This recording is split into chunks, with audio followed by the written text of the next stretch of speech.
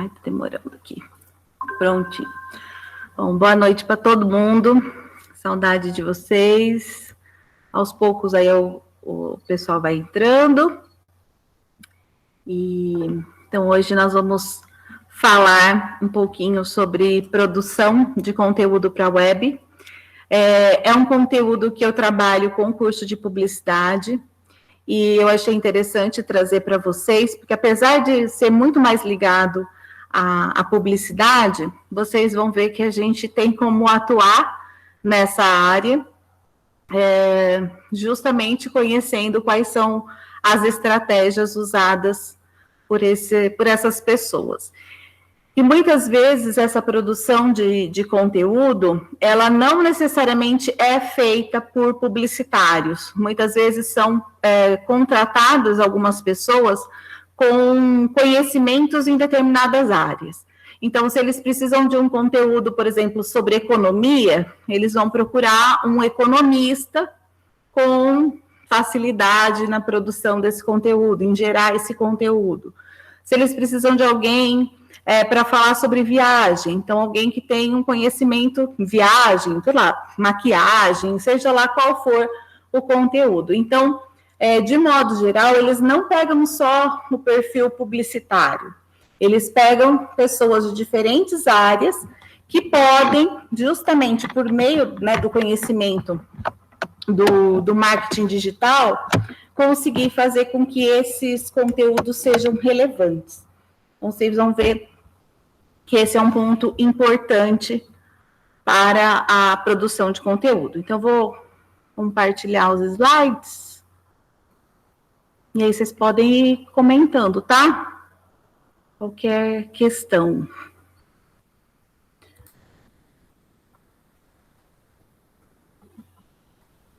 Tá aparecendo?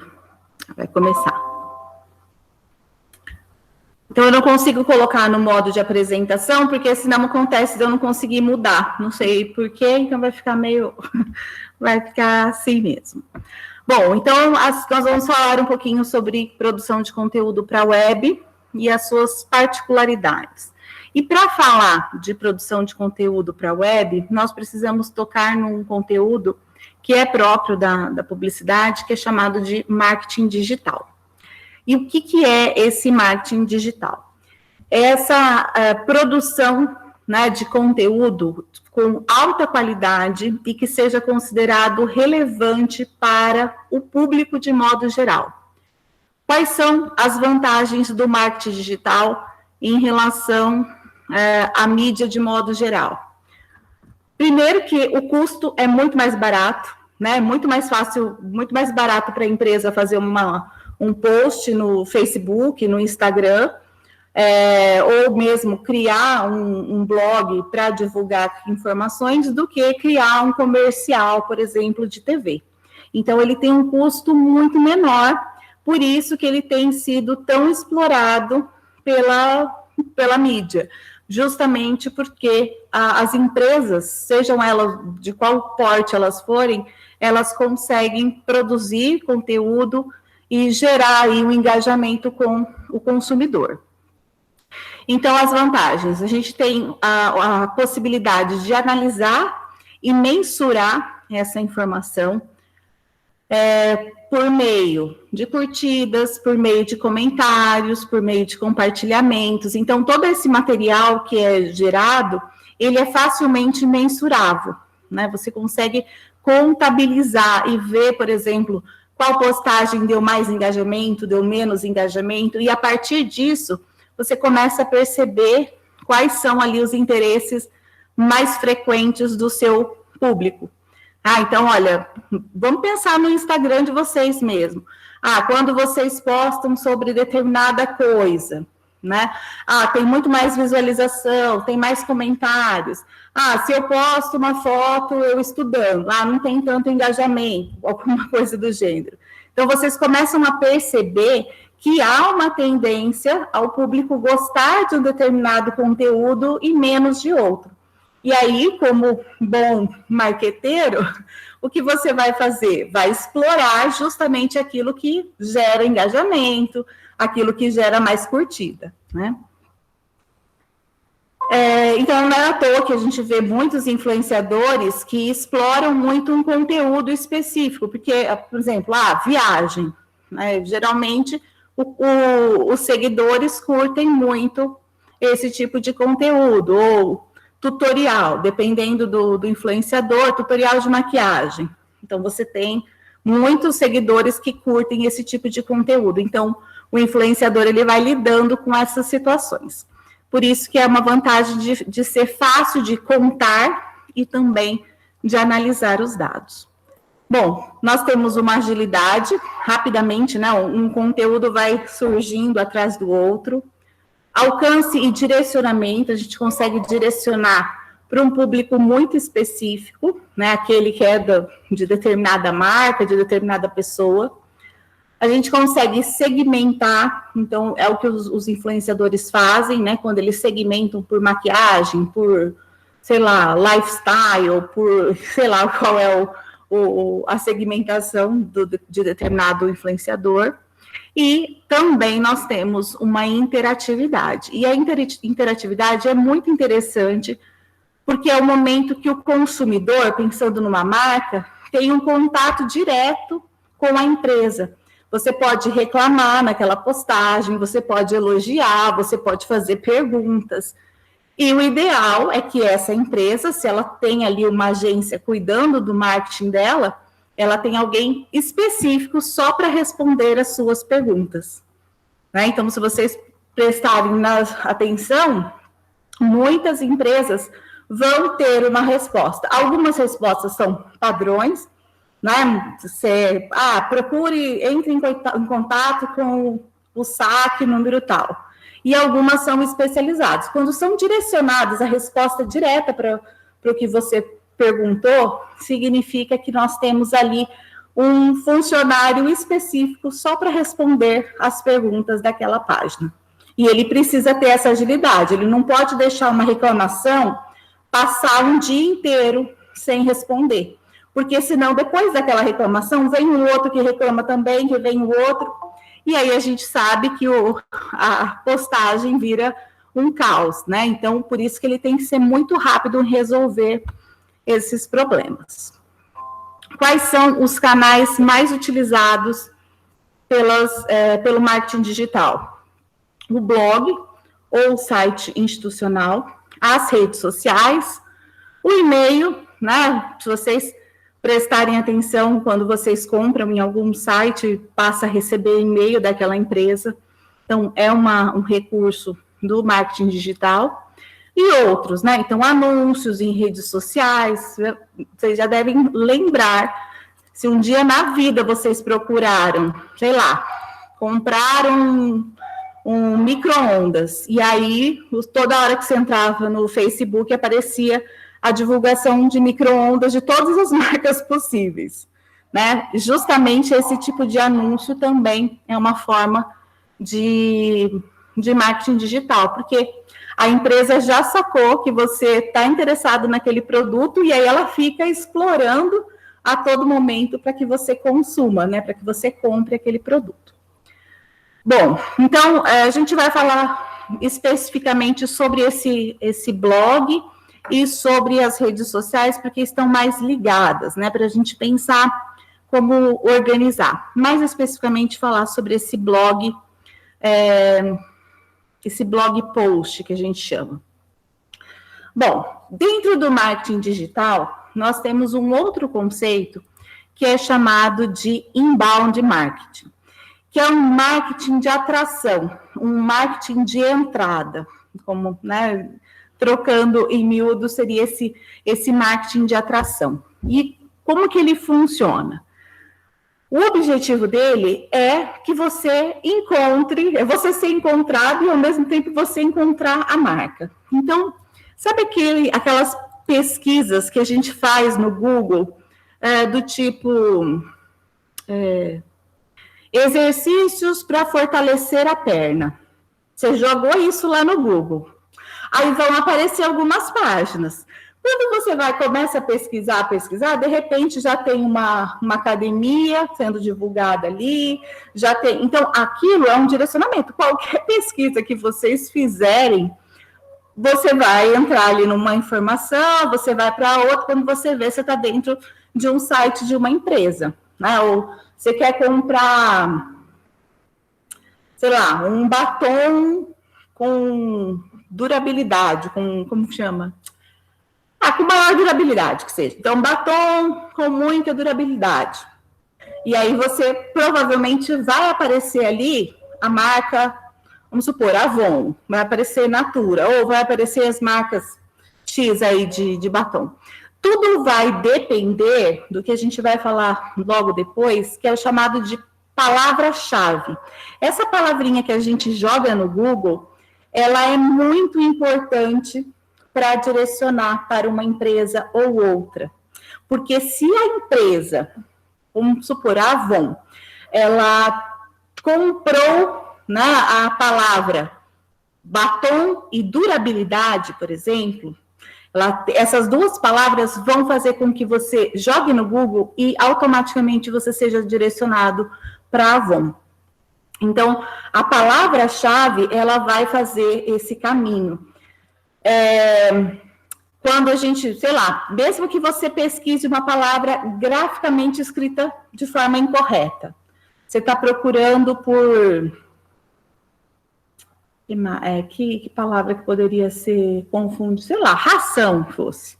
Você quer comprar ração para o seu cachorro. Aí, em vez de você escrever com C cedilha, você escreveu com 2 S, por exemplo. Mesmo assim, vai vir uma resposta, porque muitas vezes, se aquela palavra for comumente escrita de forma incorreta, a empresa muitas vezes tem interesse em comprar aquela palavra justamente para fazer com que você tenha acesso àquela postagem dela, né? Então, pesquisem qualquer coisa no Google, vocês vão ver aí, se vocês tiverem interesse, vocês vão ver que sempre no topo aparecem as principais empresas, porque são elas que compraram, né, aquelas palavras para que toda vez que você pesquise sobre aquilo, você seja direcionado para o site delas. Obviamente que as nossas pesquisas no Google, elas ficam na primeira página. Pode ser que vá para a segunda no máximo, mas nunca a gente fica passando muito para frente. A gente vai nas que são de maior destaque, que estão na primeira página. São essas empresas mais poderosas, vamos dizer, né? Então, esse inbound marketing, ele tem a ver com esse objetivo de atrair as pessoas. E como que você atrai as pessoas? Justamente com informações relevantes, né? E você não vai diretamente atingir essa pessoa já vendendo um produto. Você vai fazer com que ela se interesse pelo conteúdo postado ali e você comece a pesquisar, e quando você vê, você caiu no site de uma empresa. Então, no primeiro momento, vocês vão ver que o nome da marca nem aparece, porque o objetivo é só atrair o público. Então, para isso, nós temos que estabelecer objetivos, encontrar as redes corretas. Então, se vai usar uma rede social, se vai usar o site institucional, que tipo de rede vai usar, criar um perfil, né, pesquisar o que a concorrência faz e publica, e isso não só para você copiar, a intenção não é copiar, mas é fazer com que você, na verdade, veja o que está funcionando. Você olhando o site da empresa concorrente, por exemplo, você saiba o que gerou engajamento, o que não gerou. Então, você consegue ter umas ideias a partir das empresas concorrentes, né? Definir um plano, né, de postagem. A postagem, ela não pode ser feita esporadicamente, tem que ter uma regularidade, senão aquele site, aquela página é facilmente esquecida, as pessoas deixam de frequentar, né? Então, é importante que haja um plano e que você aprenda com os resultados. Aquilo, se você fez uma postagem que não funcionou muito bem, não teve muita visualização, é melhor recalcular a rota e ver qual é o conteúdo que é melhor você postar. E tem um conceito que eu acho muito interessante dessa área, que é o de persona, ou o que eles chamam de buyer persona, que seria o consumidor, a personagem ali do consumidor. Por que eu gosto muito desse conceito e acho que ele funciona muito bem? Porque ele não é um público de modo geral. Porque como a gente pensava assim, vou fazer como foi durante muito tempo, né? Hoje a gente já tem uma mudança em relação a isso, felizmente. Mas era muito comum assim, vou fazer comercial de cerveja. Qual que é o público? Masculino. E aí tinha sempre a boazuda lá, né, aparecendo, carregando a cerveja. Era sempre uma mulher com apelo sexual dirigida ao homem. Isso de modo geral. E quando a gente pensa nesse público-alvo, um público-alvo masculino é um termo muito genérico. A Vitória já falou, esse discurso já gritou, sempre grita, com certeza. Quando você começar a analisar os comerciais e tudo mais, você vê que, né, felizmente isso mudou. É só a gente ver o último comercial da Itaipava, que é com a Verão, porque antes ela era toda sensual, né, na praia, a Verão. E agora ela aparece no comercial só com mulheres, justamente porque as mulheres também consomem cerveja, né? Então, quando a gente pensa muito genericamente, esse público-alvo, são homens. A gente cai justamente na tentação de produzir textos muito estereotipados. O que homem gosta? Homem gosta de mulher boazuda, mulher gosta de futebol, homem gosta de futebol. Você fica nesse estereótipo do que o homem gosta. E, na verdade, não é só o homem que gosta de cerveja, e também não é qualquer homem que gosta de cerveja. Então, você precisa pensar quem é o seu consumidor. Porque, às vezes, quem gosta de Heineken não gosta de cerveja, sei lá, Brahma, por exemplo. Eu não entendo nada de cerveja, mas, enfim. Quem gosta de uma não gosta da outra. Ou tem gente que gosta de uma cerveja mais leve, tem gente que gosta de uma cerveja mais forte. Para você saber isso, você precisa conhecer muito bem o seu consumidor. E esse conceito de buyer persona, isso aí, a Vitorinha entendendo tudo. Exatamente. Então, assim, quando a gente pensa nesse contexto de buyer persona, a gente está pensando, claro que tudo isso é feito por uma equipe especializada, que vai levantar dados de quem é o consumidor, e a partir dessas informações, criar um personagem. É um personagem que ele é chamado de semi-fictício, porque ele é criado, ele tem um pouco da ficção, mas essa ficção, ela é baseada em dados coletados por pesquisa.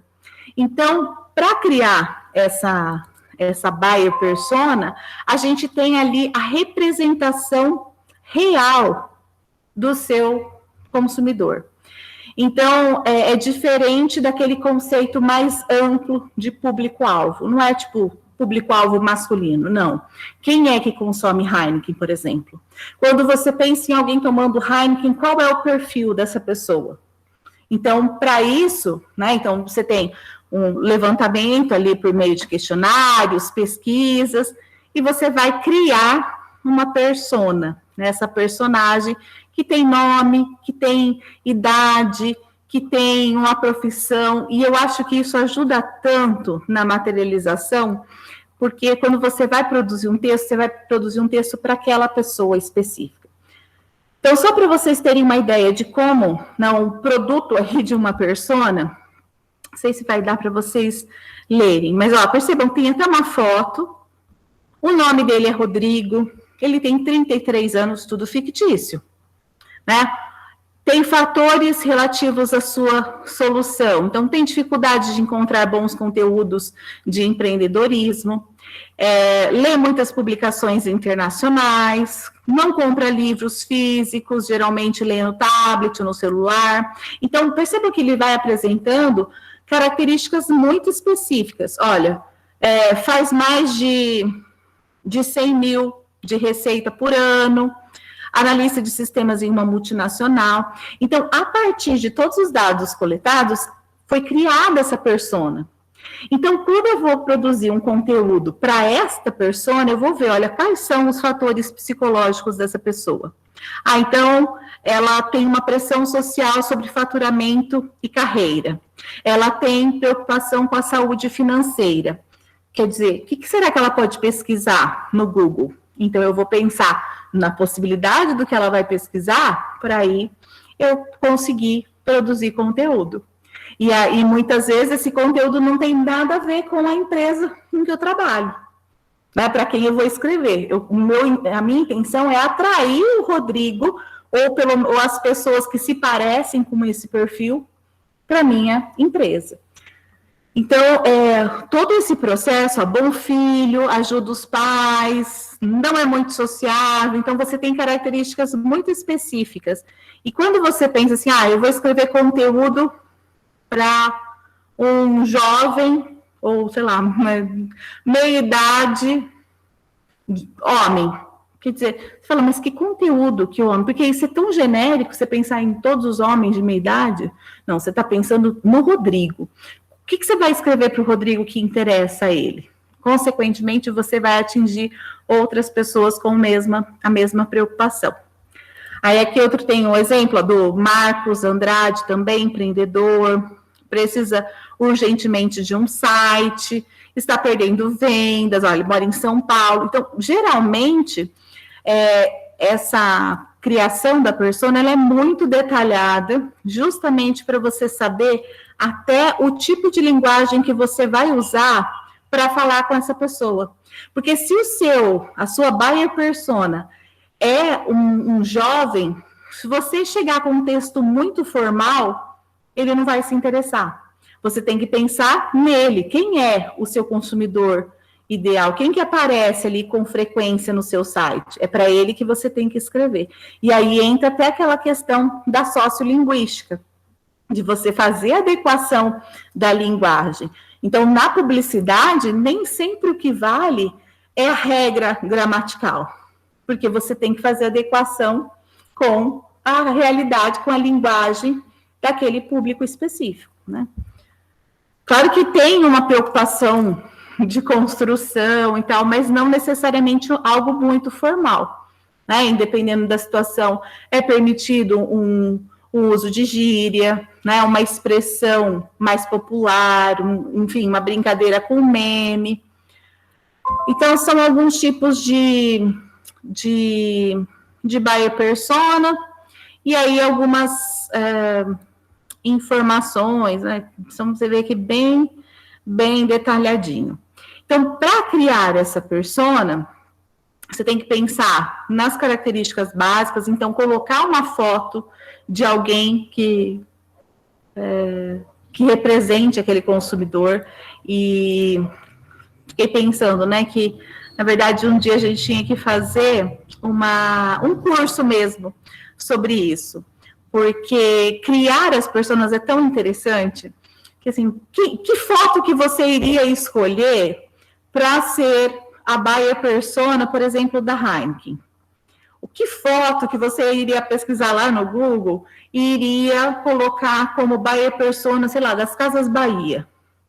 Que são pessoas muito diferentes, a gente consegue visualizar, né? E como que a gente iria contar essa história dessa pessoa, né? Qual é? Porque aí a gente considera quais são os fatores psicológicos, idade, profissão, renda, porque isso realmente importa. Se a gente pensar na Starbucks, por exemplo, quando a gente pensa num perfil, a gente pensa num perfil jovem, não é alguém de classe baixa, é de média para alta, né? É algo descolado. Então, a gente consegue pensar ali em algumas figuras. Exatamente isso, Vitória. Bem esse o perfil. Então, a gente consegue visualizar quem é essa buyer persona. E aí, para você dirigir o conteúdo para essa pessoa específica, fica muito mais fácil, né? Então, do que você escrever para jovens, classe média, né? O conceito é muito amplo. Então, por isso que eu acho super interessante esse tipo de produção. Quem sabe num dia vocês não criam aí as personas, né? Então, a construção leva em conta o nome, gênero, região, profissão, dependendo da situação, religião, crenças, colocar uma foto, porque aí quando você for escrever, muitas vezes você olha para aquela foto e pensa, para você que eu estou escrevendo, né? Então é todo um processo. Quais são as necessidades? Porque pensando nas necessidades, é justamente o que você vai pensar a respeito das buscas que essa pessoa faz no Google. Ela pesquisa sobre outras possibilidades de emprego, ela pesquisa sobre curso superior, gratuito, sei lá, o que ela pesquisa? Então, pensando nas necessidades, você consegue imaginar, pelo menos, quais são as pesquisas constantes. Então, como ela lida sem o seu produto, como ela vive sem o seu produto, como ela procura se virar sem o seu produto, quais são as soluções e como ela, né, no caso, gostaria que o seu produto fosse. Pensando em produto, serviço, seja lá o que for, né? Então, para isso, a gente pensa nos fatores sociais, então, cultura, religião, relação e estrutura familiar. Por isso que lá, quando a gente viu os modelos de buyer persona, tinha não tem filhos, ou se relaciona muito bem com os pais, porque ele está pensando nessa relação que é importante. Papéis e posições sociais, classe social, né, enfim. Que fatores psicológicos, então, idade, ocupação, rendimento, porque o rendimento também é importante para a gente pensar nesse perfil, até mesmo questões como consome ou não consome pela internet, tem medo, se for uma pessoa muito mais velha, às vezes tem medo de comprar pela internet. Quer dizer, se a pessoa tem medo, como que eu vou fazer que ela compre pelo meu site? Eu preciso arrumar uma estratégia para isso, né? Então, tudo isso tem que ser levado em conta. É bem mais complexo do que a gente imagina. Fatores psicológicos, então, de motivações, crenças, atitudes, desafios, tudo isso vai ser feito a partir das pesquisas levantadas sobre determinada empresa, né, por exemplo. Então, nós temos o público-alvo, seria um conceito muito mais genérico, né, e que dificilmente a gente vai conseguir agradar todo aquele público, a gente precisa agradar um público mais fiel, vamos dizer. Então, a gente tem esse consumidor, o perfil do consumidor ideal, que é o que a empresa pretende alcançar, e qual é o consumidor real, essa buyer persona, né? Quem é que realmente está ali, sempre participando das redes sociais, interagindo, consumindo o seu produto. Então, esse conceito é a personificação realmente do consumidor. Então, esse é um conceito importante para a gente pensar na produção do conteúdo. Outro conceito importante é esse que é chamado de funil de vendas. Nós temos chamado de funil de vendas porque a boca é mais larga e assim, então, quer dizer, você atrai muita gente. Você está pesquisando sobre, sei lá, qualquer coisa que você queira comprar, o batom de alta durabilidade, quando você digita isso, você vai entrar em vários sites. Mas não significa que você vá comprar em todos esses sites. E primeiro você vai ler em todos eles, até que você consiga se converter e resolva comprar. Então, esse processo, ele é de atração, você tem que atrair, o seu conteúdo tem que ser relevante a ponto das pessoas frequentarem quando elas querem saber sobre determinado assunto. Então, você atrai muita gente. Depois nós temos gerar leads, que é esses contatos que já manifestam algum tipo de interesse por um produto ou serviço, né? Quer dizer, olha, você entrou no site, já fez um carrinho de compras, se você vai comprar o carrinho de compras vai ficar lá, é outra coisa, né?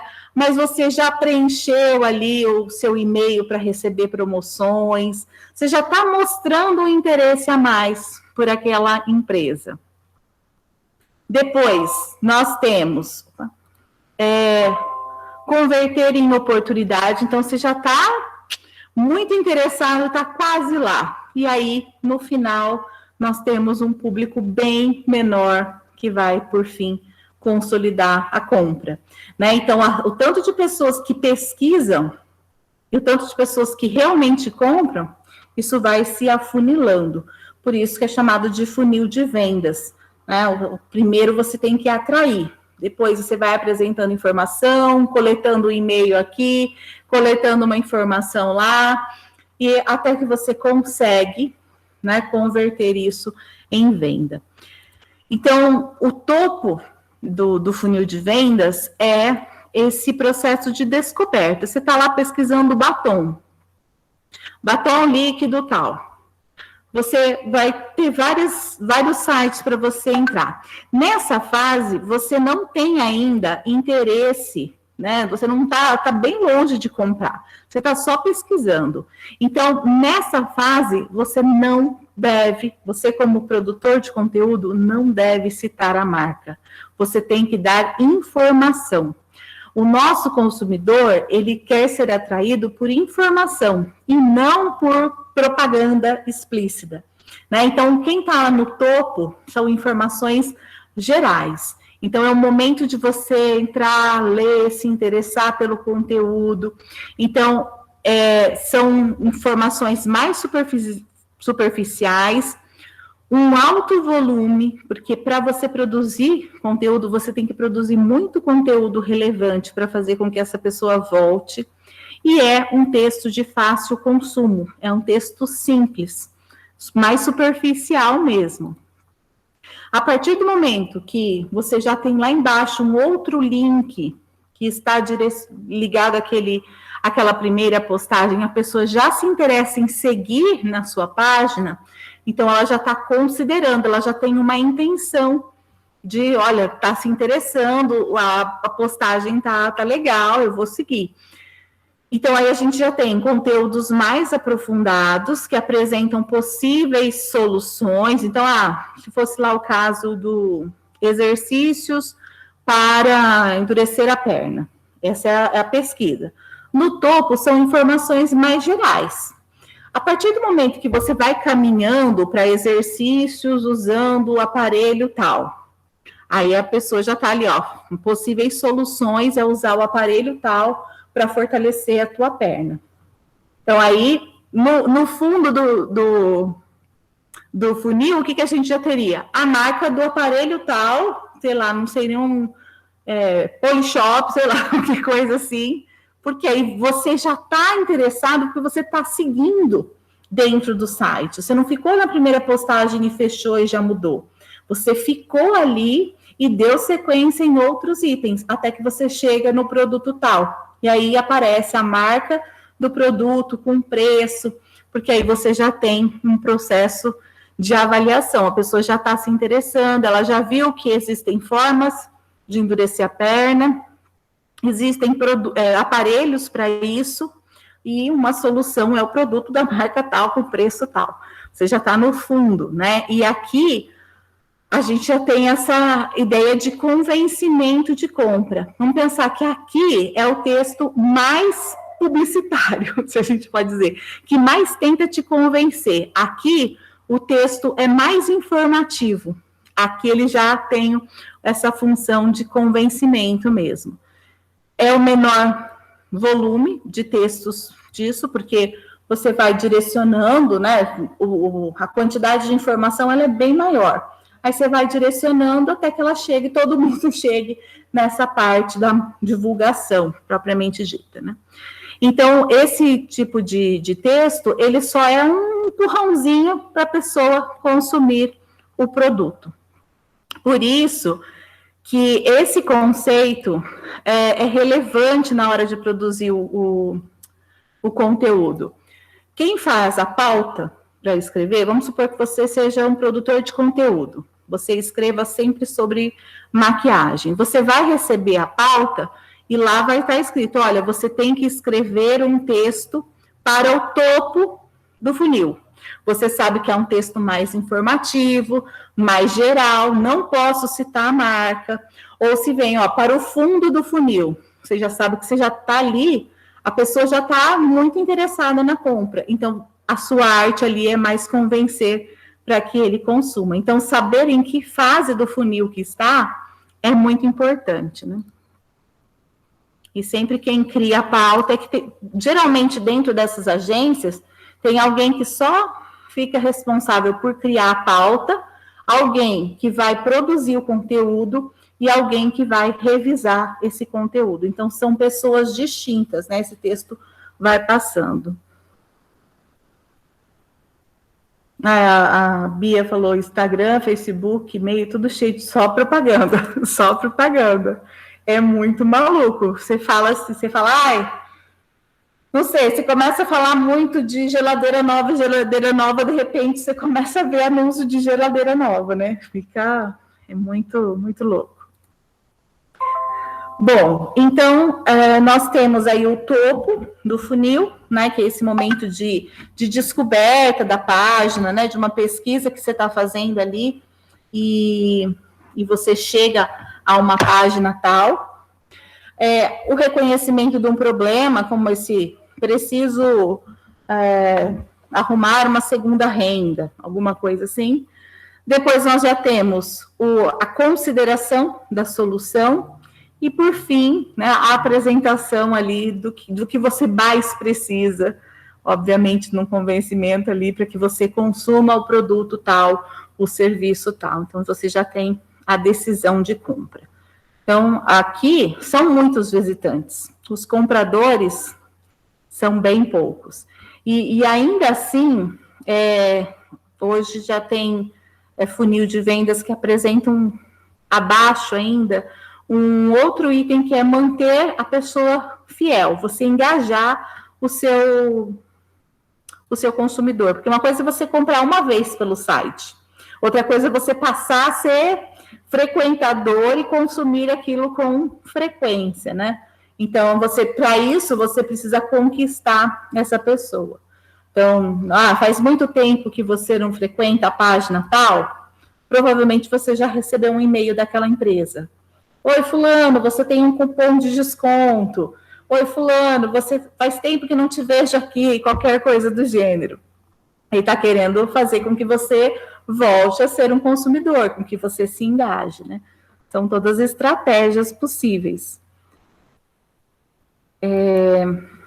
Bom, então, o topo seria essa atração, temas mais básicos, como, por exemplo, procurando um trabalho de fim de semana, conheça novas opções. Informações gerais, ou formas de se exercitar em casa. São textos bem, aparentemente despretensiosos, né? No meio, você já tem uma consideração, né? Você já sabe que tem um problema e a pessoa busca por soluções. Então, você já começa a fazer algumas promessas de como a pessoa poderia encontrar essa solução. Então, como produzir conteúdo para a web e ganhar dinheiro? Percebam que esse é muito genérico. Novas opções para conseguir um trabalho extra. Outra coisa é você já apresentar algo específico, né? Ou formas de se exercitar em casa. Genérico. Como melhorar seu desempenho e emagrecer. Já apresenta uma solução ali para um possível problema. Quando a gente tem o fundo do funil, que já está decidido, já é curso de marketing digital da empresa tal. Porque aí é como se você estivesse pesquisando aqui, nossa, tem a possibilidade de eu produzir conteúdo para a web. Então, Deixa eu clicar nesse outro link, aí você vai para um outro link que é como produzir conteúdo para a web e ganhar dinheiro. Aí, de repente, vem lá, curso de marketing digital da empresa tal. Quando você caminhou para lá, mostra o teu percurso dentro do site e, opa, essa pessoa já está interessada realmente, né? Ou você pode parar no primeiro e já fechar a página se não for interessante. Por isso que esse conteúdo, a quantidade dele é muito grande, porque você precisa atrair muita gente para o site e fazer com que ele fique ali, com que ele se interesse, né? Por isso que é chamado de marketing de atração. É você atrair realmente aquela pessoa para a página.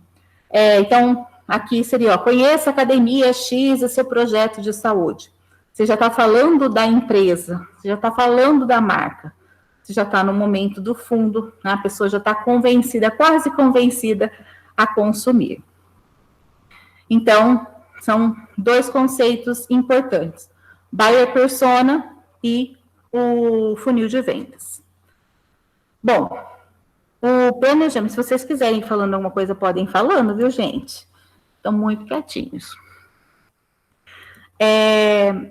Quando a gente pensa, então, nesse planejamento, nós temos todo esse processo, né? Então, alguém que vai criar a pauta, vai passar para o redator, depois tem o revisor, e aí nós temos, a agência, né, vai ter uma equipe especializada em análise dos dados. Alguém que vai estar mais relacionado mesmo à questão, sei lá, da informática, não sei dizer exatamente, mas que está pensando ali, olha, muita visualização, pouca visualização, muito engajamento, esse foi positivo, esse não. E a partir disso, há uma análise e a reestruturação. Então, olha, essa pessoa responsável pela análise vai chegar em quem fez a pauta e vai falar, tal pauta que você criou, funcionou. Tal pauta, desiste, não gerou nada de engajamento. Então, redefinindo rota para que o redator produza novamente. Então, é todo um ciclo, né? Esse processo de produção, revisão, análise. Segue com a ideia ou muda, né? E aí você vai fazendo isso a todo momento. Claro que tudo isso tem que ser muito bem pensado para também não gerar muito conteúdo igual, né? Importante que haja uma diversidade, mas sempre testando o que funcionou e o que não funcionou. Então, como que o funil de vendas influencia, né, no planejamento do conteúdo? Justamente pensando no conteúdo, né? Se eu vou mais informar e ensinar, ou se eu já vou tentar convencer a pessoa a consumir. A proporção, em média, é de 80 para 20. De 80% para o topo do funil e 20% para o fundo do funil. Ou seja, é muito conteúdo produzido para atrair o consumidor, para atrair as pessoas, né, de modo geral. Então, é muito mais texto informativo que futuramente pode levar para o texto de convencer a venda, né? Então, no topo, como são informações mais gerais, nós temos muito blog post, conteúdos em redes sociais, vídeos curtos e infográficos. Justamente porque você quer uma leitura rápida, você quer uma informação rápida, você não quer ficar gastando tempo, você não quer ler um manual completo sobre aquilo, sobre o batom e tal. Você quer algo simples, um tutorial curto. Então, são textos mais básicos, vamos dizer. No meio, como a pessoa já demonstrou um interesse, ela já está pesquisando mais a fundo sobre aquilo, então, eu posso usar um blog post com uma informação mais apurada, os e-books, né, já que a pessoa mostra interesse, conteúdo exclusivo. Esse conteúdo exclusivo, ele se dá justamente quando a pessoa tem que preencher alguma informação. Por exemplo, para você receber mais informações sobre isso, deixe o seu e-mail. Você deixou seu e-mail, essa pessoa já começa a entrar em contato por outras vias, né? Para te mandar nova informação, mas também para ter mais informações sobre você. Então, isso ela vai ganhando aí mais conhecendo mais sobre a persona. E por fim, no fundo, a gente tem a página do produto, estudos de caso, às vezes a pessoa, sei lá, um fogão, tal, a pessoa mostrando as vantagens do produto, pesquisas de mercado, vídeos demonstrativos que levem realmente a pessoa a se convencer para consumir aquele produto. Bom, então aí quem vai criar a pauta, né? Então, definindo os temas. Quem cria a pauta já apresenta um título, então o título já vem pronto, é bem diferente do que a gente tem na nossa área, né? Que a gente geralmente cria o texto e deixa o título para depois. Aqui o título já vem pronto. Por quê? Porque é importante essa questão das palavras-chave. Tem um site, acho que é Google Ads. Você entra lá, então vamos supor, você está fazendo um conteúdo sobre maquiagem. Então, você entra lá e você vai conseguir ter acesso às palavras mais buscadas sobre. Então, aparece muito maquiagem, batom, base e que mais? E rímel, por exemplo. Essas são palavras muito pesquisadas no Google. Então, você sabendo disso, o que você vai fazer? Criar um conteúdo usando essas palavras, porque você sabe que muita gente vai pesquisar e a chance de ir para o seu site é maior. Por isso que as grandes empresas compram essas palavras, e essa compra, ela é como se fosse um leilão mesmo. Então, vamos supor, a palavra batom, ela está sendo vendida por tantos reais, sei lá, tantos centavos, não sei como que. Quem der mais é o dono daquela palavra. Automaticamente, vamos supor, a Avon comprou a palavra batom líquido, a expressão. Se você digitar no Google, você vai ver que a primeira empresa que aparece vai ser aquela, justamente porque ela pagou para que o anúncio dela aparecesse ligado. Eu vou até pesquisar, se eu pesquisar batom líquido. Vamos ver o que o meu vai aparecer. Meu primeiro que apareceu foi Eudora. O segundo que apareceu foi Avon. Depois Nars, aí depois aparece outros aqui. Mas o primeiro é Eudora. E depois Avon, por exemplo. Então, provavelmente, se fosse rímel, vou pesquisar rímel para ver. Vocês podem fazer os testes aí. Aí o meu aparece da Vult, depois um anúncio da Época Cosméticos, nem sei, Drogaria Raia, e por aí vai, né? Aí vai depender muito porque às vezes a drogaria, se for da região, enfim. Mas vocês pesquisem, geralmente qualquer palavra que vocês pesquisarem vai vir no topo alguma empresa, e nem sempre é exatamente aquilo que você está procurando. Isso eu morro de raiva, porque às vezes você está procurando algo muito específico, e aí surge umas coisas, vem riscado, tipo, batom líquido, aí vem riscado líquido e aparece batom, né? Que não é o que você está exatamente buscando. Mas é porque significa que essa empresa comprou aquela expressão, né? E às vezes a expressão como ela é mais usada. Porque às vezes, eu não sei se é ração, que a gente usa popularmente como ração. Mas as empresas usam, eu não sei se é alimento para cães, alimento, tem uma expressão, eles não gostam do termo ração. Mas, obviamente, que a nossa pesquisa ela é feita com ração, porque é a palavra que a gente usa naturalmente. Então, o que a empresa precisa fazer? Ela precisa usar ração. embora não seja o termo mais apropriado para aquela situação, né? Então, as palavras-chave, elas envolvem isso. O que está sendo muito pesquisado no momento? Você vai usar aquela palavra já no título para que a pessoa se interesse.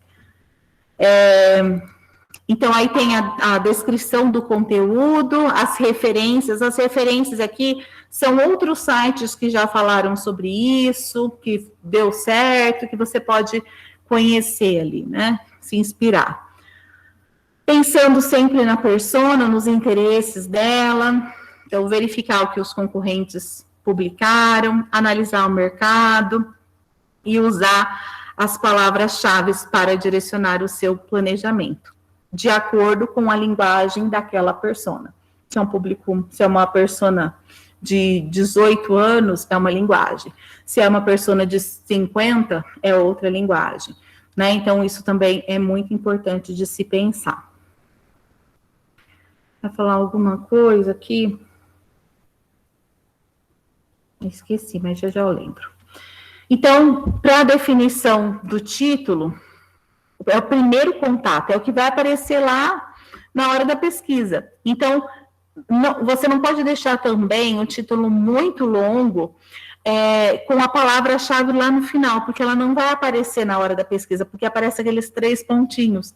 Então, você tem que colocar ela no lugar de destaque, para que você justamente clique ali para ler. Tem que ser um título que atraia, que traz uma promessa ao leitor. E geralmente essa promessa, vocês vão ver que essa divisão, como a gente viu lá, conheça 5 batons líquidos que vão conquistar o seu coração, qualquer coisa assim. Esse tipo de 5 batons, 9, não sei o quê, chamam a atenção. Parem para perceber quando vocês vão ler um texto, porque depois que eu passei a perceber que eu adoro esse negócio, porque parece que facilita a leitura, você ter aqueles tópicos, porque você vai só nos tópicos, o que interessa você lê, o que não interessa você passa. Então, a gente gosta desse tipo de 7 dicas para você fazer tal coisa, né? 9 cidades, 9 praias que você não pode morrer sem conhecer. Aí você quer saber quais são as 9 praias, né? Então, isso é interessante. E aí, fugir das manchetes de jornal, né? Os títulos de livro, porque o título de livro, ele pode ser muito geral, e a manchete também pode ser muito direta. Você tem que prometer e fazer com que o seu leitor continue com a leitura, e não simplesmente com que ele feche ali, né? Pelo título ele já saiba o que é.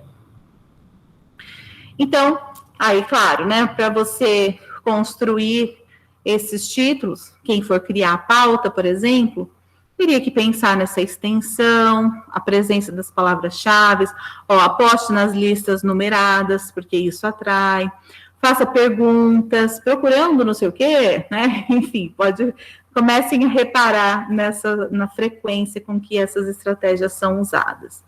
E aí, obviamente, desperte a curiosidade do leitor, prometendo algo que você pode cumprir com o seu produto, obviamente, né? Enfim, aí nós temos aqui a pauta, então é uma orientação para quem vai produzir, então vai ter o título, a palavra-chave, isso que eu ia falar.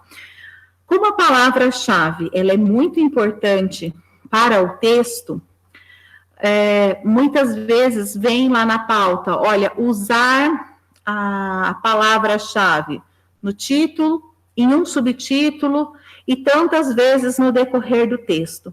Então, é diferente do nosso texto convencional, que a gente evita a repetição, que a gente usa sinônimos, que a gente tenta usar, né, dizer de outra forma. Nesse tipo de conteúdo, é importante que você repita, porque aquela palavra é importante para a pessoa chegar ali. Então, por isso que a repetição, ela acontece com uma certa frequência, né? Então, há uma breve descrição do que deve ser dito, esses tópicos internos que são mais importantes. Olha, você deve fazer 3 subtítulos, né? Esses intertítulos que eles chamam, essas divisões.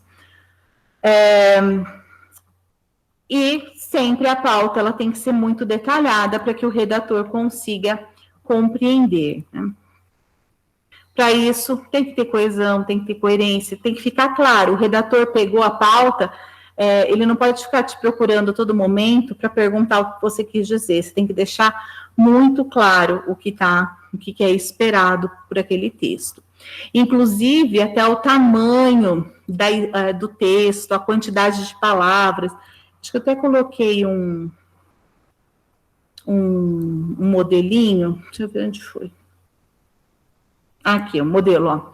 Por exemplo, acabei o ensino médio e agora? Qual curso superior escolher? Então, o título da pauta, você tinha que produzir um post de 500 palavras, no máximo, a descrição. O artigo deve iniciar o texto dizendo que a vida profissional só está começando. Então, ele dá uma direção já para quem vai produzir. A palavra-chave é curso superior, que já aparece no título. Quem é a persona? Então, é a Karen, de 19 anos, terminou o ensino médio, está em busca de um curso superior, também todo detalhado, ela ainda não sabe que faculdade seguir. O texto não deve ser excessivamente formal, até porque ela tem 18 anos, acabou de sair do ensino médio, né? Então, aceita gírias e contrações, né? Mas termos técnicos devem ser explicados de maneira didática. Então, bem esmiuçado. O título não deve ser mudado, né? Nem deve ser repetido no início do texto. Você não deve incluir links de referência no final do artigo. Eles devem estar contidos no decorrer do conteúdo. Isso daqui, sabe quando aquela palavra no Wikipédia mesmo você vê, por exemplo, você está lá pesquisando sobre tal coisa, aí aparece uma palavrinha azul. Se você clicar nela, você vai para outro link. Isso daí é quando o hiperlink já está no decorrer do texto e não no final, porque facilita com que você clique e vá para o outro site. De preferência, que você tenha conteúdo suficiente para que vá para o seu próprio site, não para outro, né? Se não tiver como, aí faz alguma parceria para ligar com o outro, desde que não seja do concorrente. E aqui o tipo de CTA, que é o Call to Action, que é um chamado. Então, compartilhe, curta, tudo isso é Call to Action. Se você gostou, compartilhe com seu amigo, envie para o seu amigo que também está interessado nisso. Isso tudo é o CTA, o que você deve fazer, aí um chamado para a ação mesmo do seu leitor. Então, aí vem o estágio, né? Então, por exemplo, a atração, que é o topo do funil, o nome da empresa, embora por você estar no topo do funil, você não vai dizer, né? Enfim, ele vem todo detalhado. Isso para quem vai criar a pauta. Aí vamos pensar, você recebeu a pauta e você é o redator para a web. Vocês pesquisarem, tem cursos para cada um, para quem for criar a pauta, para quem é redator e para quem é revisor. Depois eu vou até deixar um link para vocês, caso vocês tenham interesse em fazer.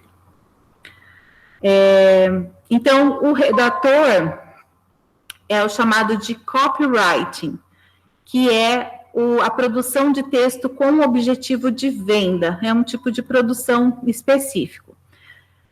Então, é preciso seguir as exigências da pauta, obviamente, né? Essas informações da persona, do estágio do funil, a relevância do conteúdo, a melhor forma de se comunicar com essa pessoa, enfim.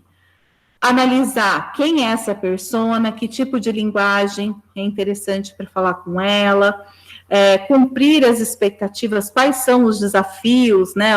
Ou as pesquisas que provavelmente essa persona vai fazer, o estágio do funil e o call to action. Então, se você quer mais informações, curta tal coisa, clique no link e tal. Isso tudo é um convite para avançar dentro do site. No primeiro momento, você recebeu a pauta, você vai fazer esse brainstorm, tudo que você pode pensar a respeito desse tema. Depois você começa a organizar as suas ideias, selecionar o que é mais interessante para cumprir a promessa feita no título. Lembrando que o título já veio pronto, então você precisa cumprir, né? Você tem que se adequar àquele título. É preciso clareza, objetividade, atenção com a gramática, né? Porque também a gente não pode ligar uma empresa a um conteúdo considerado gramaticalmente incorreto na perspectiva, né, da gramática normativa e da maioria da população, né? Porque a população, vocês sabem que, de modo geral, vai criticar se você se encontrar algum problema ortográfico no texto, né? Outra questão que é importante, e logo eu já vou encerrando, é a questão da escaneabilidade. Comecem a perceber essa questão. Parece que, não, isso é exagero. Mas essa forma de facilidade de leitura, eles colocam como um F aqui. Por quê? Eles falam que a quantidade de leituras nossa é maior no topo do texto, título, introdução. A gente lê um pouco do meio, e aí a gente para. Então, a gente lê mais à esquerda e mais ao topo, um pouco no meio. No final, a gente quase não chega lá, né? Comecem a perceber como se dá a leitura de vocês quando vocês estão diante de uma pesquisa qualquer no Google, né? Geralmente, essa leitura é mais rápida. Então, há essa ideia de escaneabilidade.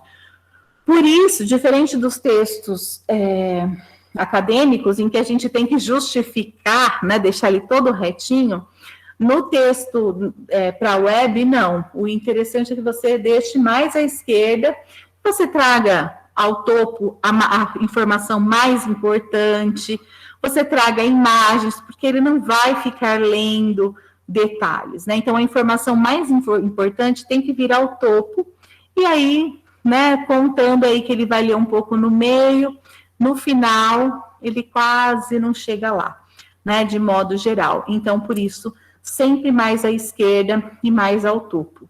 Deixar para o final só algumas informações gerais. Então, percebam isso, o quanto que isso realmente ocorre, e o quanto que imagem ajuda. Então, o uso de vídeos, o uso de fotos, de GIFs, textos com frases curtas, não pode ser texto muito longo, com frases muito complexas. O seu objetivo é que a maioria das pessoas acessem e leiam e se interessem, e não um público muito seleto linguisticamente, vamos pensar.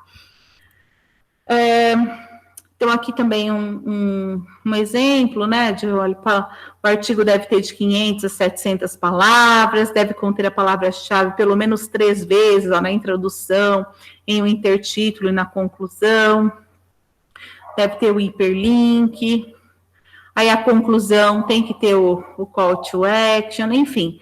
E aí as referências, por exemplo, se fosse do curso, para vocês entrarem nesses sites, para vocês se inspirarem na hora de fazer o conteúdo.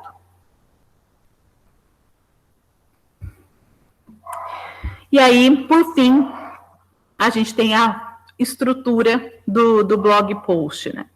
Então, essa apresentação, né, logo que a introdução, depois a gente tem o desenvolvimento em intertítulos, né, nessas subdivisões, e a resolução, que seria essa conclusão com o CTA, convidando a pessoa, né, a interagir, comente aqui, tudo isso que os youtubers fazem é um CTA. Se vocês estiverem com dúvidas sobre isso, escreva aqui, curta, compartilhe, o sininho e tudo mais, é uma estratégia de CTA, você está chamando para ação e gerando engajamento para sua página, né?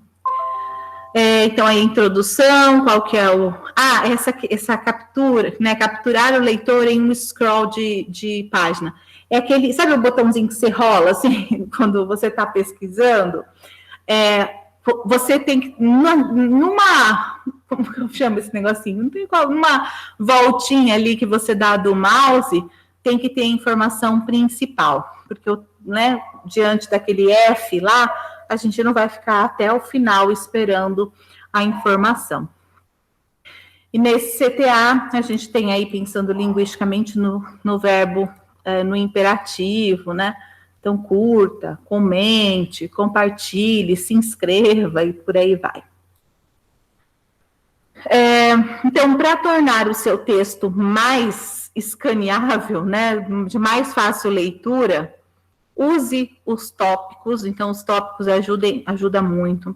Não fazer textos muito longos, porque vocês devem, como leitores aí da internet, desses hiperlinks, saber que a gente não fica lendo textos muito longos, né? Os textões aí da vida, a gente cansa, a gente tem um limite ali, a gente vai ler o principal.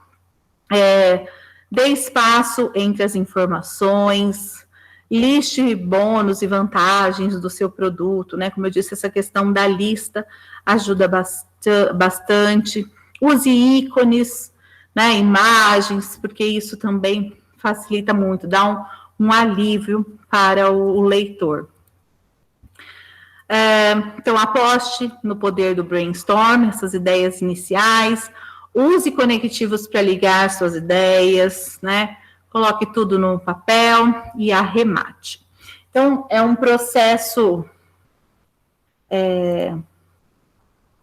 que envolve várias questões, várias pesquisas, para chegar, por fim, né, culminar ali com essa produção final, vamos dizer. Deixa eu só ver uma coisinha aqui.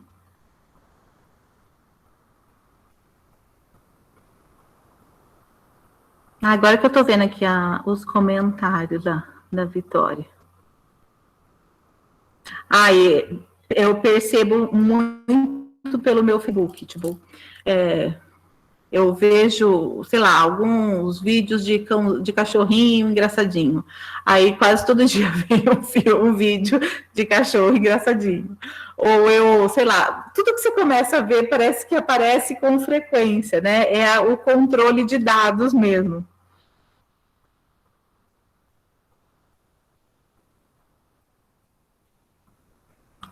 Com certeza, Bia. O meu acontece muito isso, porque eu crio vários carrinhos, né? Porque a gente cria carrinhos. Se a gente vai comprar e depois, nossa, o preço baixou, Lívia, você pode voltar e comprar tal coisa, e o carrinho está lá feito, né? Isso acontece muito. Tudo estratégia de marketing, né? De marketing digital, porque aí você já deixou seu e-mail lá, já deixou seu CEP, a pessoa já começa a te perseguir, né? E quando você acessa uma empresa, em vez de você fazer o seu cadastro, você acessa com o seu Facebook. Aí, você deu de mão beijada todos os seus dados, suas informações, para que eles usem o seu Facebook para disparar um monte de anúncio, né? Para eles é uma delícia isso, é muito melhor do que você cadastrar com o seu nome, RG, CPF, endereço. Ali, com o seu Facebook, ele consegue disparar a todo momento mensagem, disparar anúncio a todo momento, né? Então, por isso que é mais fácil, né? Você acha que é mais fácil a gente se inscrever pelo Facebook, por quê? Não é em vão, né? Tudo é estratégia, realmente é estratégia. Então, diga. Desculpa me interromper, assim. Tem um documentário, não sei se a senhora já viu, O Dilema das Redes, está na Netflix. Sobre isso, fala muito disso. E a senhora falando, eu comecei a lembrar do documentário, eu falei, meu Deus. Realmente? Eu já assisti, realmente é isso. Olha, eu falo que teve uma vez que o que me surpreendeu mais era assim, eu ia, faz um tempinho, né, porque faz tempo que a gente não viaja, mas eu ia para São Paulo, eu não lembro o que era. Eu sei que eu ia, por exemplo, vamos supor, eu ia dormir de sexta para sábado, por exemplo, né? Aí eu estava conversando com meu marido, porque a gente vai na sexta, não sei o quê, aí dorme lá e no sábado a gente volta. Era algum papo assim. Aí eu falei, então vamos pesquisar o hotel. Quando eu fui pesquisar o hotel, a data que aparecia era exatamente de sexta para sábado. Eu falei, gente, esse negócio está me ouvindo. Não é possível. Porque tem gente que fala, né, que por áudio eles conseguem rastrear o tipo de informação. Você começar a falar, nossa, meu sonho é viajar para a China. Nossa, meu sonho é viajar para a China. Nossa, não sei o quê. Daqui a pouco aparece, sei lá, promoção de viagem para a China. Dizem que até mesmo por áudio eles conseguem controlar o nosso acesso. Então, é muito maluco mesmo. Né? Então, acho que eu vi mesmo esse dilema das redes, né? Quem não assistiu, vale a pena assistir. Então, é um texto muito, eu vou dizer, muito específico, né? O objetivo é atrair mesmo, que você fique ali naquela página e vai seguindo, e toda vez que você procura por uma informação, você acaba se deparando com aquela página de novo. Então, você vai ver, porque, por exemplo, a Pampers, ela não vai falar só de fralda, ela vai falar de amamentação, ela vai falar de alimentação, sei lá, de qualquer coisa do universo, porque aí as mães vão começar a pesquisar, apareceu lá Pampers, você começa a entrar, até que chega um dia que você vê um produto da Pampers lá e fala, então, vou consumir, porque, falando de fralda, antialérgica, qualquer coisa do gênero. Então, é toda uma estratégia pensada nessa atração mesmo do leitor, de modo geral, né? E só para a gente, então, fechar, temos também a última etapa do processo, então a gente teria essa pauta, essa redação e, por fim, a revisão de textos. E essa revisão, ela é uma revisão diferenciada, porque não é uma revisão apenas gramatical. A revisão gramatical faz parte, é o que eles chamam de copy desk, porque envolve a correção gramatical, mas o revisor, ele tem liberdade para modificar o texto de modo a adequá-lo ao veículo, se é para o Facebook, porque às vezes, eu não sei se vocês já perceberam, isso às vezes me incomoda, porque eu falo, cadê a pessoa que fez essa revisão? O Facebook tem a opção do joinha e do coração, por exemplo. Então, aí eles colocam uma postagem. Se você vou inventar qualquer coisa, não sei. Se você é Fanta, se você gosta de Fanta, dê um joinha. Se você gosta de Coca-Cola, coração. E eles usam essa mesma postagem para o Instagram, mas o Instagram não tem a possibilidade do joinha, só tem a possibilidade do coração. Ou seja, esse tipo de curta não vai funcionar. Ele vai funcionar para o Facebook, ele não vai funcionar para o Instagram. Então, o revisor, ele tem que estar atento para onde que vai essa postagem. Se vai para o Facebook, quais são os recursos do Facebook? Se vai para o Instagram, quais são os recursos do Instagram? Se vai para um blog, é outro recurso, né? Então, é muito importante a gente pensar que o revisor, ele tem esse poder de fazer adequações. E aí, só para falar para vocês a respeito da correção, porque muitas vezes a gente, como graduados aí, graduandos em letras, nós somos chamados a corrigir textos acadêmicos, né? Sei lá, você não corrige meu TCC, você não corrige tal coisa para mim, alguma coisa assim. É sempre importante que vocês perguntem qual é o tipo de correção que essa pessoa espera. Porque ela quer uma correção somente gramatical?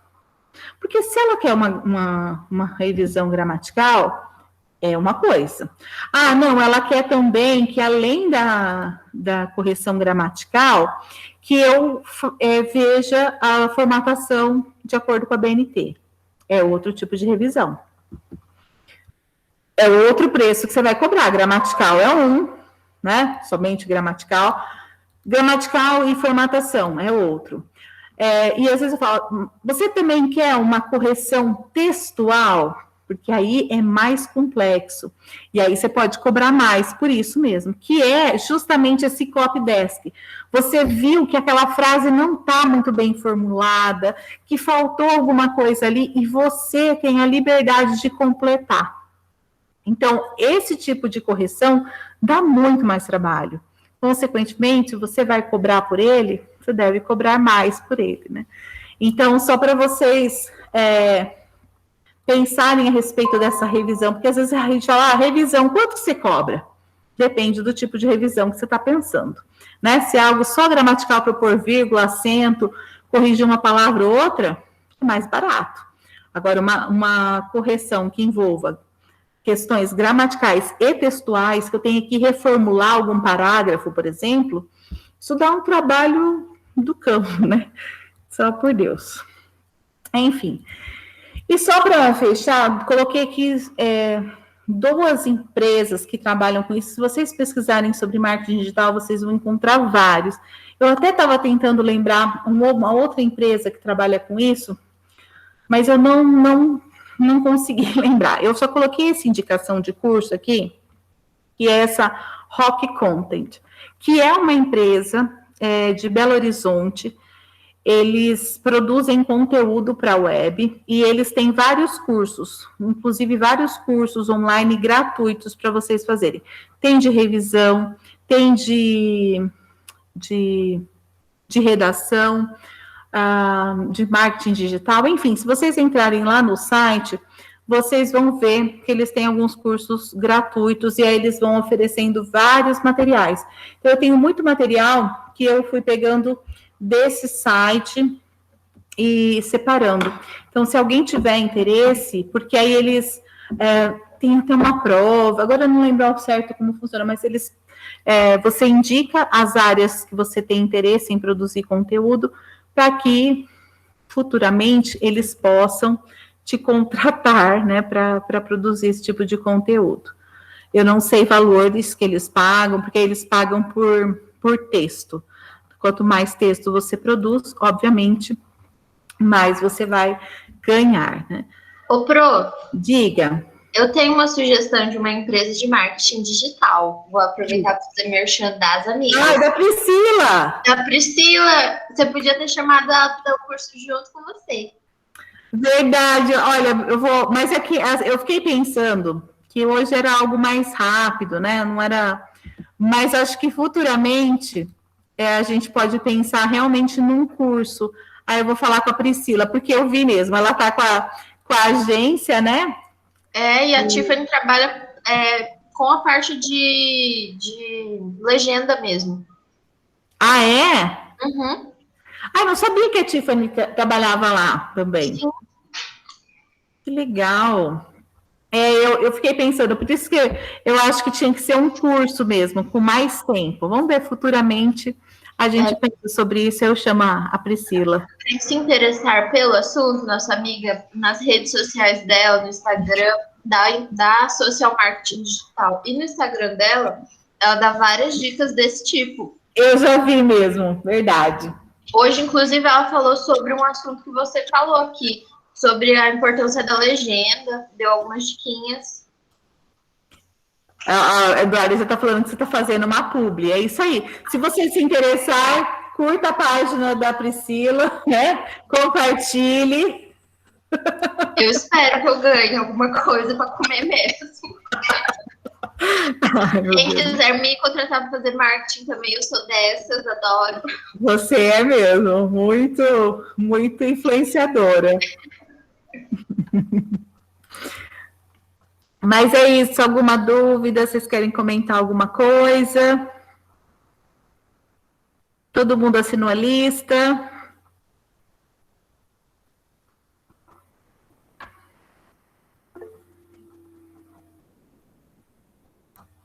Gostou, Rafa? Professora, eu não assinei a lista. Tá ali em cima, ó. Eu coloquei no chat. É que eu cheguei depois. Não, eu coloquei agora. Faz uns minutinhos só. Ah, tá. Então eu que não vi. Tá no finalzinho ali. Eu também acho super interessante esse conteúdo, porque comecem a perceber as pesquisas que vocês fazem e a forma como isso vai impactar nas redes sociais de vocês, porque vai começar a pipocar anúncio, né? Eu também adorei, prof, achei incrível, porque foge um pouco do que a gente está acostumado na graduação, e é um mercado de trabalho que está crescendo, e Muito. que a gente tem possibilidade de trabalhar e está sendo muito rentável, né? Um exemplo é a Priscila, que montou a empresa dela de marketing digital e está bombando. Exatamente, porque assim, o nosso curso é de licenciatura, sem dúvida, né? A gente está formando professores, mas a gente tem outras possibilidades que a gente pode explorar, né? Então, e esse é um que realmente está muito em alta, porque as empresas estão fazendo muito esse tipo de material, porque é muito mais barato mesmo. Imagina, fazer uma postagem no Facebook sai muito mais barato do que anunciar no rádio, anunciar na TV e tudo mais. Então, eu acho que realmente vale a pena vocês se aprofundarem, se vocês tiverem interesse, e dar uma lidinha no conteúdo, porque é uma possibilidade mesmo. E aí, sigam a Priscila, fala para ela que eu fiz a publi dela, você fez toda linda e lembrou da Priscila, eu vi mesmo que ela está nesse ramo. Vou falar para ela pagar pizza para nós. Isso. Mas é isso, então, gente. Então, todo mundo assinou a lista. E imagina, gente. E eu que tenho dúvida se eu quero realmente, assim, dar aula, eventualmente, eu olho essas áreas que trabalham com texto, assim, eu acho que talvez seja isso para onde eu quero ir. Exatamente. Eu, assim, se eu não fosse professora, eu gostaria muito de trabalhar com a produção de texto. Sim, na época, quando eu era mais nova, né, eu até pensava, assim, justamente nessa ideia de escrever ou revisar para jornal, sabe, essas coisas. Eu acho que é um caminho interessante mesmo. E esse é novo, né, porque está aí surgindo, né, tá? Então, é um bebezinho que a gente precisa aproveitar nesse momento, né? Eu falei ali no chat, eu acho até interessante até a questão de aula remota agora, porque eu acho que é uma coisa assim, que tudo bem, a gente vai voltar presencial, mas entra um pouco dessa coisa da publicação em como atrair os alunos para a aula, em como fazer essa publicação, entre aspas, né, da nossa aula, tipo, por que o aluno vai estar interessado em assistir, ou, sei lá, o conteúdo em relação à aula mesmo na web. E como engajar, né, esse aluno? Realmente é muito. Acho que a gente, a partir do ano passado para cá, não tem mais como a gente voltar e falar, não, eu não vou estar ligada ao que é o digital, eu preciso estar muito antenada, né? E fazer essa conexão do que é presencial e do que é remoto, né? Então. Inclusive, eu acho que a aposta desse ano das revistas com qualis grande no Lattes vão ser relacionados a ensino remoto e pandemia. Exatamente. Por isso que você vai publicar aquele artigo. Por isso que eu vou publicar aquele artigo, eu vou publicar uma iniciação científica e eu vou publicar o TCC. É isso aí. Eu também, hein? Eu também. Vamos focar aí, gente. Mas então tá joia, gente. Boa noite para vocês. A gente se vê. Não esqueçam do outro curso, quem estiver fazendo, e os outros que ainda virão, tá bom? Boa noite, Pro. Obrigada, gente, por vocês terem participado. Saudade muito de vocês, viu? Eu vou te mandar as fotinhas que eu tirei print. Isso. Obrigada, Vitória. Beijo, gente.